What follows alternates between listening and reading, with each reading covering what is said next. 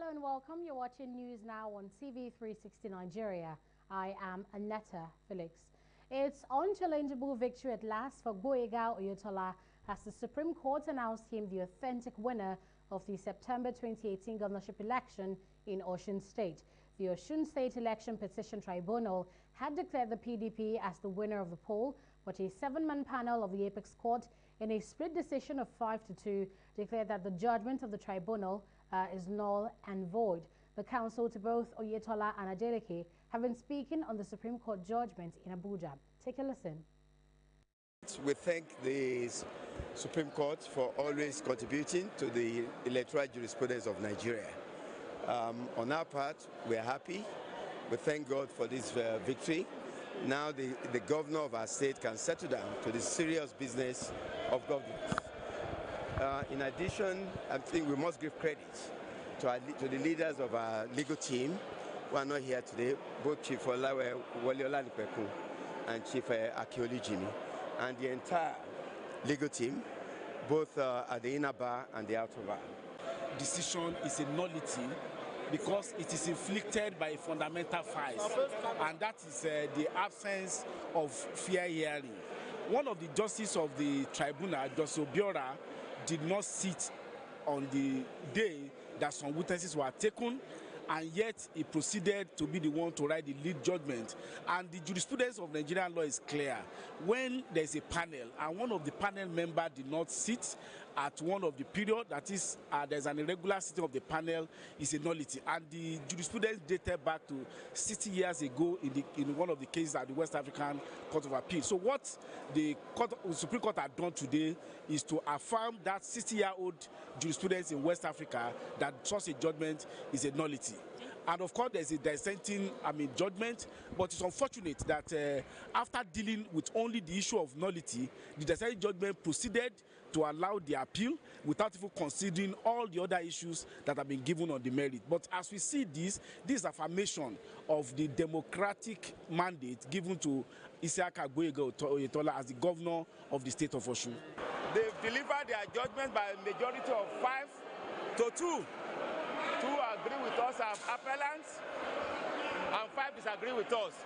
On the technical ground that of all the days that the tribunal sat, for a day, one of the members did not sit in respect of the proceedings of that day.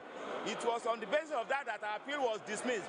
But the merit of the case, as to the totality of the conduct of the election, whether it was fair and free, whether in the first instance the appellant ought to have been declared in respect of 22nd September 2018 election, the majority decision did not go into that. But the minority decision, aside from the issue of technicality, went straight into the merit of the case, and they said that the appellant has fulfilled constitutional requirement on the 22nd of September when the election was first conducted, and it ought to have been declared without the unnecessary rerun of 27 September. Our reaction is that there is nothing we can do about it, but I made a remark even before the justice of the Supreme Court to defend that their decision is final and binding, not because they are infallible, but this is the final decision you can get in the court of law in Nigeria. And in the wake of the Supreme Court's judgments, candidates of the People's Democratic Party, PDP, in the Osun State governorship polls, Ademola Adeleke has conceded defeat, congratulating Gboyega Oyetola over his victory. In a statement by his spokesman, Adeleke said his ambition to be the governor of the state was never a do-or-die affair.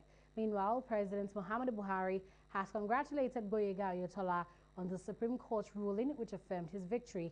He also urged Gboyega Governor Oyetola and the ruling All Progressives Congress Party to be magnanimous in victory and to make concrete moves towards inclusive governance.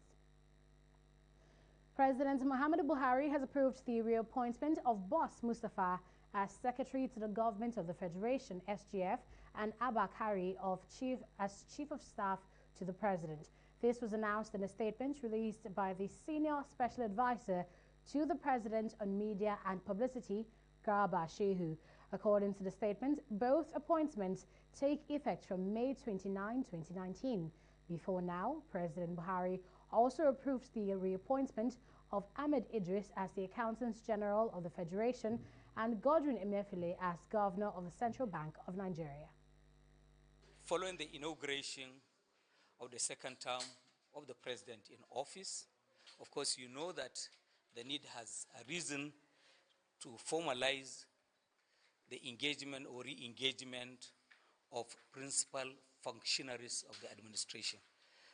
To this effect, the President has approved the reappointment of Boss Mustafa as the Secretary to the Government of the Federation, effective from May 29 this year. He has also approved the reappointment of Malam Abakari as Chief of Staff to the President, again effective from May 29 this year. Thank you very much. President Muhammadu Buhari has signed 3 new bills into law.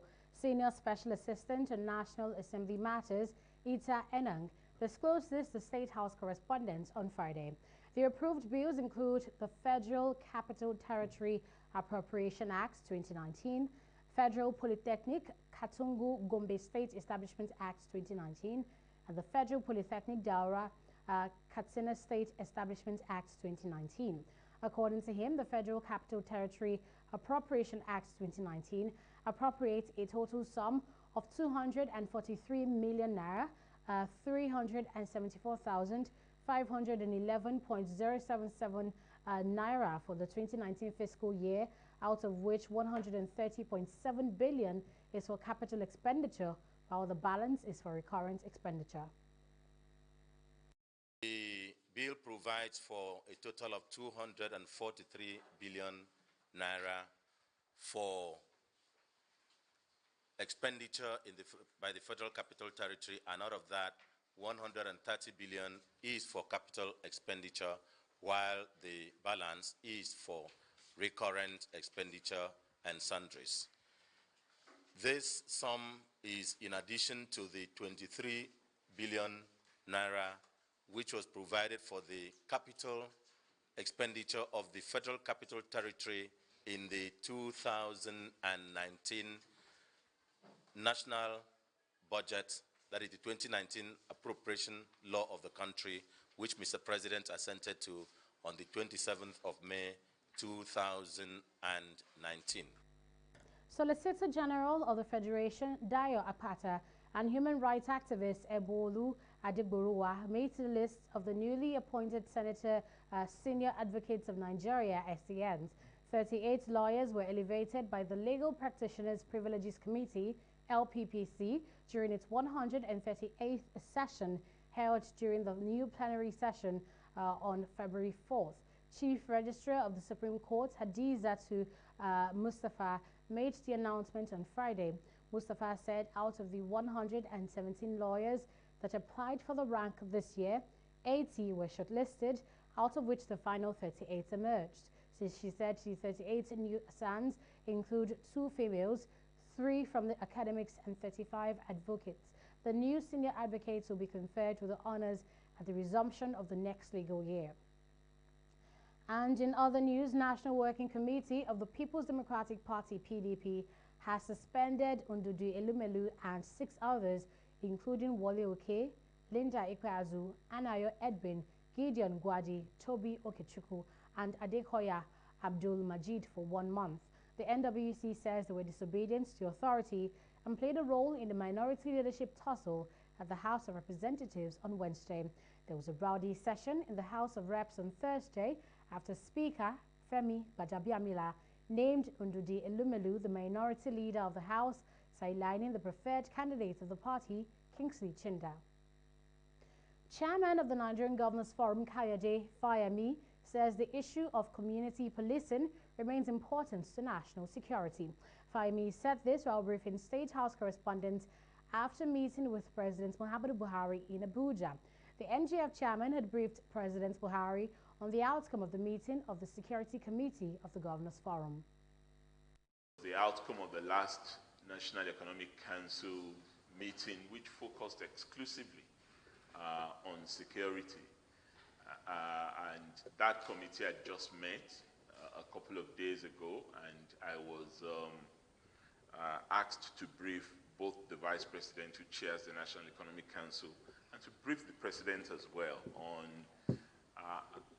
aspects of the work of the subcommittee of NEC that will require the Commander-in-Chief's support, namely the organization of the community policing arrangements that the Inspector General of Police is announced publicly as his own way of effective response to security challenges across the board. The Islamic movement in Nigeria, IMN, has organized another protest to demand the release of their leader, Ibrahim El-Zakzaky. Speaking to newsmen in Abuja, spokesperson for the group addressed reports that the protests have been violent. He denied the claims, insisting that all their rallies have been to make a peaceful request for the release of El-Zakzaky, who has been in custody of the Department of State Services, DSS, since December 2015. We have never set any building, any places fire. We have been protesting for almost 4 years now. So people should know that the movement has no intention of burning any tire, has no intention of violating any person's rights. The movement is built up, is calling on justice, and this movement has been treated. The people, followers of Sheikh Zakzaky, we are trained on how to save humanity, not to cause problem to humanity. But if they are trying to make people passive as if we want to retaliate on what happens, we know each and every person that is involved in killing our brothers and sisters. So if there is any reason for retaliation, we know who is involved. We know who give order for the killing. We know who give order for the keeping of our leader incarcerated illegally. So if there is any consequences, such people that perpetrated this killing and the illegal detention should face the consequences, not innocent masses. In other news, there was a mild drama at the FCT High Court on Friday at the resumed hearing of a rape case involving a 4-year-old girl. Protesters and child rights activists blocked the entrance of the court, demanding justice for the little girl. TV360's Tunji Oye reports.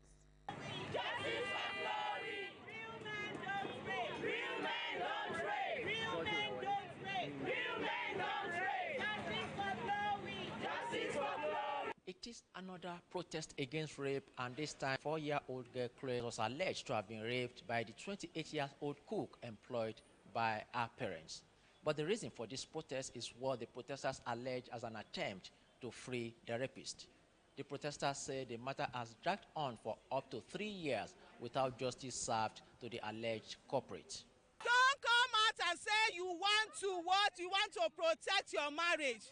Marriage to a rapist is not marriage. Marriage to a criminal is not marriage. If your husband is assaulting your house help, you are harboring a criminal, a rapist. Your house help is not for your husband to look at, to touch or whatever. Your gate man is not there to be harassed. And any father that will choose a rapist over his child is not fit to be given the title of father. The Nigerian medical women have said no more rape. This is a 4-year-old girl that was raped by a 28-year-old man. Until now, he's not been convicted. It's not good enough. 3 years, there's a statute bar for rape cases, which comes about 2 months. He's been in jail for 3 years. And we are all here because we heard, allegedly, that he's going to be set free. And we are saying no. This girl's anus and vagina had severe injury. That girl is on the verge of having vesico-vaginal fistula. She might not have kids in future. You don't talk about the psychological and emotional trauma, not physical, in her body. And we're saying for a 4-year-old, no more. The justice system in Nigeria needs to be approached. They need to readdress it. A rape case can be speedily done. From day one, Chloe's mom was being forced to sign an affidavit dropping this case. I borrowed money to come and make her. I threatened her. I told her, if you drop this case, I will sue you as an accomplice to the crime. We were there together. We've been on it since. And the question I ask everybody today is, what are you doing? If the government is failing us, I want us to remember who the definition of government is. Government for the people, by the people, of the people. How many times do the people feature in this government definition? So for every time you people are silent and watching the people that you put in authoritative positions fail us, you are helping to fail. Why am I saying this? So many mothers do not know. The mother of the child I talked about, the 4-year-old, has washed the trousers of her child. They don't know what to do. Really bad. We hear it every day. As a matter of fact, I even heard yesterday a guy raped a small boy in Kado. You know, so it's not just the little girls, the little boys as well. So our children are not even safe in Nigeria. It's really rampant. Like, I don't even know what to say. It's really saddening. I'm broken.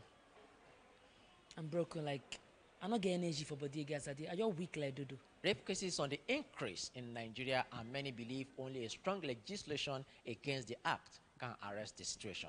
From Abuja, Chunjoye, TV360 News. Still on the issue of rape, social media was thrown into chaos after celebrity photographer Busola Dakolo revealed she was raped by her pastor about 2 decades ago. While some Nigerians sympathize with her and praise her for having the courage to speak up, others criticize her for waiting so long before exposing him. Now, reacting to this, Lagos-based non-governmental organization for rape victims, Heart Minders Societal Advancement Initiative, has called for support for victims of rape, saying they can decide to speak up at any time they are comfortable to do so. It is not a good thing to sit in the comfort of our home and say that a survival of rape should come out at a particular time. A rape victim or a survivor can choose any time he or she desire to come out to speak, because it is about mental health. It is trauma. To even come out alone, for some of us who are not just advocates, because I'm a certified counselor, for a rape survivor to even come out and speak against rape or to break the silence, is enough therapy for the person. NGOs are doing enough. I mean, if we get a boost from the government, maybe by finance or by pushing us to the air, like you are here today now, a lot of people will read about this. Many people don't know about Heart Minders before. When they hear this, they know about us and they know they can contact us to report case for free. You're watching news now on TV360 Nigeria. We'll be right back after this break. Do stay with us. Corruption not in my country. So, now, straight to business. Good. Now, that case between State versus Femi Wole. Femi Wole? Yes. Is he your son? That's my parents. Did he actually kill the wife? His juvenile delinquency, they must have taken some few bottles. A man of 40. Juvenile delinquent? Now, what do we do? I don't want him to go to jail. We are very good friends. But for this, I cannot help you. You know I was so nice to you in school. I took care of you. I'll politely leave. No, you can't leave. How much do you want me to pay? Wale, this is not about money. It's about the law. Bribing a judge to subvert the cause of justice is corruption, not in my country. Corruption not in my country. Stop corruption now.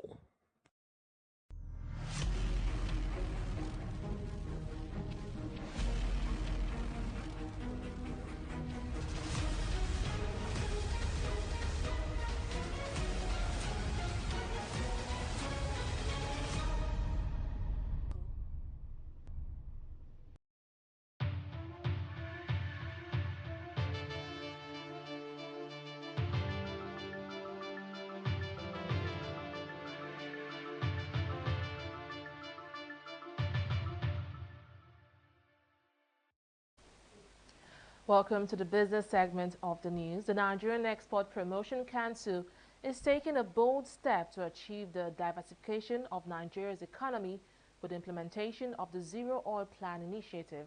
The executive director of the council, Segun Awolowo, says the National Economic Council had set up a committee to export production headed by the Jigawa State Governor. The Zero Oil Plan is NPC's strategy to replace oil as a major national foreign exchange earner by growing non-oil exports to reach about 20% of the country's gross domestic product. The Zero Oil Plan is about raising production and productivity. We identified 22 sectors where Nigeria can earn foreign exchange out of oil.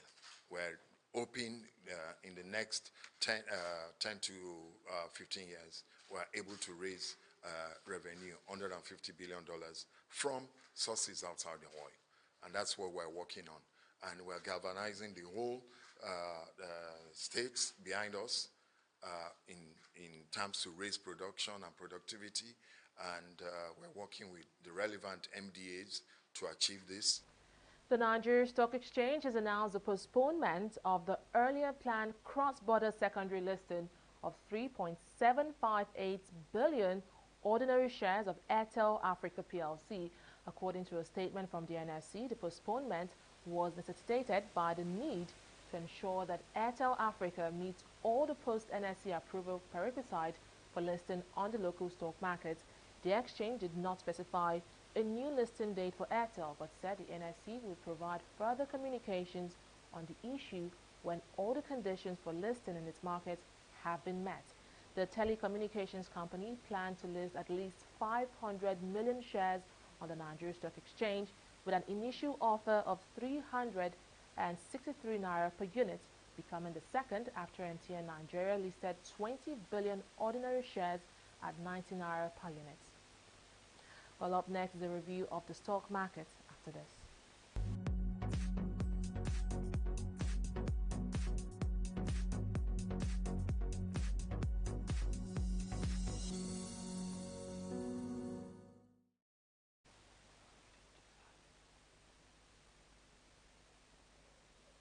Well, sentiment remained bearish at the Nigeria Stock Exchange as losses from key components of the banking and insurance sector pushed market value lower.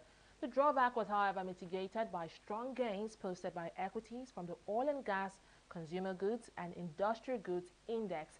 Now, this loss puts a halt to the recent tradition of the bulls making their only appearance for the week on Friday. But despite today's 0.10% decline in key market indices, the market breadth closed positive with a ratio of 18 gainers to 16 losers. Now, let's look at the pack of gainers. Just days after its shares were suspended over failure to publish its accounts, Connaught is back in business, and today it's the biggest gainer on the market. Consumer goods equity flour mill is also on the chart, appreciating by 1 naira. It is closely followed by Cadbury PLC coming in right here, and coming in fourth is Cement Company of Northern Nigeria from the Industrial Goods Index. Now, on the flip side, overwhelming declines in the share prices of Guarantee Trust Bank, Union Bank of Nigeria, Zenith Bank, and Zenith Bank as well, earned them the top 3 spots on the losers chart. Well, in summary, the volume of trade posted today stands at 298.40 million units, and that's an increase of over 50,000 units when compared to what we saw yesterday.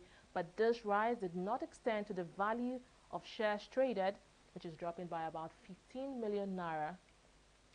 Well, let's now move to the foreign scene, and that's outside Nigeria. We can see that a downtrend in the FTSE and Dow Jones shows exactly how investors are reacting to latest reports that over 200,000 jobs were added in the month of June in the USA. The Nikkei is, however, surging by 0.20% to close at 21,746 basis points, and that's its all-share index. Well, that is from the world of business. Annetta Felix will be back with the rest of the news. Don't go away. In the last 3 years, we have built a multi-purpose center, which is the envy of all in our constituency. And I can tell you that the people who are living there are already enjoying it. Guy, do you think what this man just said is true? See, I seriously doubt. I'm sure it's one of those their silly lies. Wait, Do you know there's a way to find out if these things he's saying is true or not? This is the Construct app. It gives people like us a sure way to track implementation of constituency projects. It gives valid and verified information on location of projects, amounts allocated, amount funded, the level of job done, and even the profiles of concerned legislators. You and I can post directly on this app. Are you serious? This is the Go-To app if you want to know how our Commonwealth is being expanded by the government. Wow. Let's even see if what this man said is true. Show me. The Construct app is developed by Other Paper Nigeria with support from USAID and is available on both Google Play Store and Apple Store. And it's true. Of course, I told you. DR Congo's health ministry says the death toll from the Ebola epidemic has risen to 1,606 people and that a new fatality has been reported near the border with Uganda. The health authority says it has so far recorded 2,382 cases of Ebola, of which 1,606 have been fatal. The disease broke out in North Kivu before spreading to Ituri. 2 people also died in Uganda in June after a family returned from eastern Congo where they had buried an Ebola-stricken relative. Now, the current epidemic is the worst on record after more than 11,300 were killed Liberia, Guinea and Sierra Leone in an outbreak between 2014 and 2016.